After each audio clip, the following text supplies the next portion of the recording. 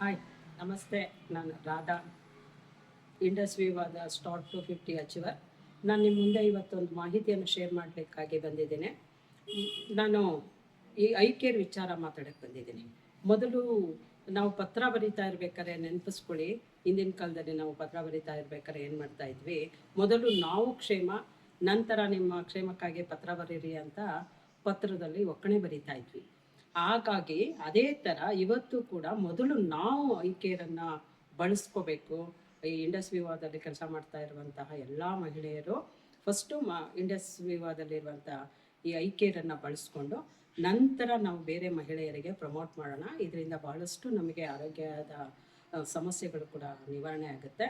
ಜೊತೆಗೆ ನಮ್ಮ ಎಲುಬುಗಳು ಕೂಡ ಸ್ಟ್ರಾಂಗ್ ಆಗೋದ್ರಿಂದ ಮೊದಲು ಎಲ್ಲರೂ ತಪ್ಪದೆ ಇಂಡಸ್ ವಿವಾದದಲ್ಲಿರುವಂಥ ಪ್ರತಿಯೊಬ್ಬ ಮಹಿಳೆಯರು ಕೂಡ ಇದನ್ನು ಬಳಸಿ ಬೇರೆ ಮಹಿಳೆಯರಿಗೆ ನಾವು ಪ್ರಮೋಟ್ ಮಾಡೋಣ ಅನ್ನೋವಂಥ ಕಾರಣಕ್ಕಾಗಿ ನಾನು ಈ ಒಂದು ವಿಡಿಯೋನ ಮಾಡಿ ನಿಮ್ಮ ಮುಂದೆ ಶೇರ್ ಮಾಡ್ತೀನಿ. Thank you.